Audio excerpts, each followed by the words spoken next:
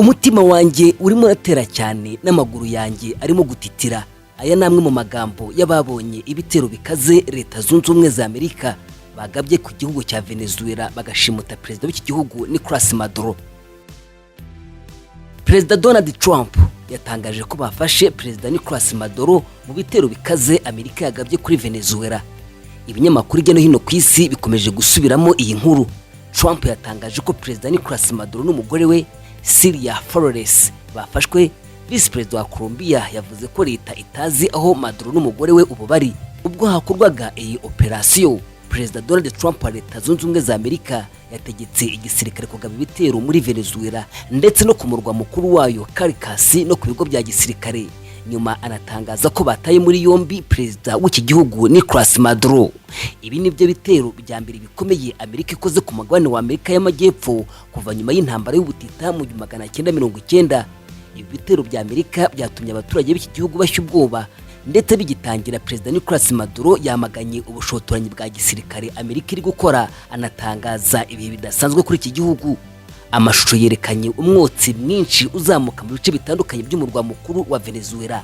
Umwe mu babonye ibyo bitero yabwiye BBC News ati, umutima wanjye urimo uratera cyane n'amaguru yanjye arimo aratitira.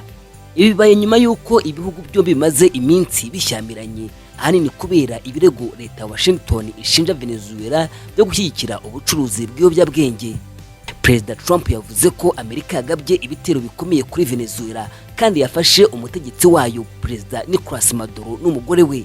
Ibi yabitangaje ku rubuga rwe rwa Truth Social, anemeza ko nyuma yo gufatwa kwa Maduro yahise avanwa mu gihugu n'indege. Trump yongeyeho ko ibi bikorwa byakozwe bigendanye no kubahiriza amategeko ya Amerika, yongeraho ko baza gutanga amakuru arambuye mu kiganiro n'abanyamakuru ku rugo rwe rwa Mar-a-Lago muri leta ya Florida. Amerika yari yarashyizeho miliyoni 50 z'amadolari nk'igihembo cy'uwafasha mu guta muri yombi perezida Maduro. Vice Perezida wa Venezuela Darcy Rodriguez amaze kugira icyo atangaza. Madamu Darcy yavuze ko tazi aho perezida Maduro cyangwa umugore we baherereye. Yongeyeho ko guverinoma irimo gusaba ikimenyetso ko bariho ako kanya gitanzwe nabo. Birimo gukekwa ko abakomando ba Delta Force ba Amerika baba binjiye mu murwa mukuru bagashimuta perezida n'umugore we. Ibintu tutigeze tubona mbere muri bihe bya vuba, bisa n'ibiheruka byabaye mu 1989 ubwo umutwe w'ingabo zidasanzwe za Amerika winjiraga muri Panama ugarashimuta perezida w'iki gihugu Emmanuel Noriega. Bwana Marco Rubio ushinzwe ubanye n'amahanga bwa Amerika arateganya ko nta kindi kiri bukorerwe Venezuela nyuma yo guta muri yombi Nicolas Maduro nk'uko bivugwa n'umusesenguzi w'umurepublikani. Nyuma yo kuvugana kuri telefone na Rubio, Senateri Mike Lee yemeje ko perezida Maduro yafashwe ngo aburanishwe ku byaha muri Amerika. Lee yagize ati arateganya, ubwo yavugaga Rubio, ko nta kindi gikorwa gikorerwa Venezuela kuva Maduro ubu afunzwe na Amerika. Lee yongeyeho ko Pam Bond, umushinjacyaha mukuru muri Amerika, yatangaje ko Maduro n'umugore we baregewe urukiko rwo mu gace ka Thousand District mu mujyi wa New York ibyaha birimo umugambi w'iterabwoba n'ibiyobyabwenge. Yongera ati turashima cyane intwari z'igisirikare cyacu zakoze ubutumwa bukomeye kandi burenze bwo gufata abo babiri baregwa ubucuruzi mpuzamahanga bw'ibiyobyabwenge.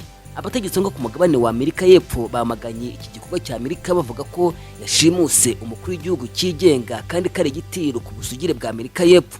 Uburusiya bwashinje Amerika igikorwa cy'ubushotoranyi bwa gisirikare kandi ko giteye inkeke no kwamaganwa. Umutegetsi w'ikirenga wa Iran Ayatollah Ali Khamenei yagize ati igihangayikishije ni igihe umuntu amenya ko umwanzi n'umwirasi arimo kugerageza gutegeka ikintu cy'igihugu ku butegetsi kuri leta ku gihugu. Umuntu agomba guhagarara yemye imbere y'umwanzi agashyira agatuza imbere mu kubyanga. Perezida Gustavo Petro wa Colombia yise ibi bikorwa igitero ku busugire bwa Amerika y'Epfo, mu gihe Perezida Miguel Diaz wa Cuba yavuze ko ibi ari igitero cy'ubugizi bwa nabi. Donald Trump yavuze ko Amerika yagabye igitero cyagutse kuri Venezuela. Yongeyeho ko Perezida Nicolas Maduro n'umugore bafashwe kandi bavanywe mu gihugu. Itsinda ry'abakomando ba Delta ryakoze operasiyo yo gufata Maduro nk'uko abategetsi babibwiye CBS News ikorana na BBC muri Amerika. Venezuela yatangaje ibi bidasanzwe mu gihugu kandi yamagana ubushotoranyi bwa gisirikare. Bwana Marco Rubio ushinzwe n'amahanga muri Amerika yasubiwemo na Senateri Mike Lee avuga ko dateganya ko hari ibindi bikorwa byakorerwa muri Venezuela. Icyakora ibi bibaye mu gihe mu mezi ashize habanje ibitero by'indege ku mato anyaruka cyane mu mazi ya Venezuwela ashinjwa na Amerika gutwara ibiyobyabwenge, byagukiye mu karere k'uburasirazuba bwa Caraïbe, mu nyanja ya Pasifika n'ahandi hantu abantu 110 kugeza ubu barishwe. Mu gihe cya Noheli Trump yakomoje ku bitero bya mbere byo ku butaka. Nta makuru arambuye arasohoka kuri ibi bitero, ariko ibya mbere byakozwe muri leta ya Zulia, imwe mu zikungahaye cyane ku bitoro muri Venezuwela. Kuwa kane Perezida Maduro yavuze ko yiteguye ibiganiro na Amerika ku bucuruzi bw'ibiyobyabwenge n'ibitoro aho ariho hose n'igihe cyose bashaka. Muri icyo kiganiro kuri televiziyo y'igihugu, Maduro yirinze kandi gusubiza ku magambo Donald Trump wa Amerika yari yavuze ko yarashe ku cyambu cyo muri Venezuwela cyari igitero cya mbere ku butaka bw'iki gihugu, bivugwa ko cyakozwe n'ingabo zidasanzwe za CIA. Iminsi mike mbere y'ikiganiro cya Maduro, Trump yari yavuze ko Amerika yarashe ahantu amato ahagaragara, avuga ko habaye guturika gukomeye, ariko bapakirira ibiyobyabwenge muri ayo mato. Kugeza ubu tuzi ko Venezuwela yasohoye itangazo ko ibitero byakozwe na leta ya Amerika. Iryo tangazo risaba kandi abashyigikiye leta bose mu gihugu guhaguruka bakayifasha kuva ku nzego zose. Kuri uru rugero, Maduro arimo gukora icyo benshi biteze, gusaba inshuti ze z'abasoviyeti kumutabara.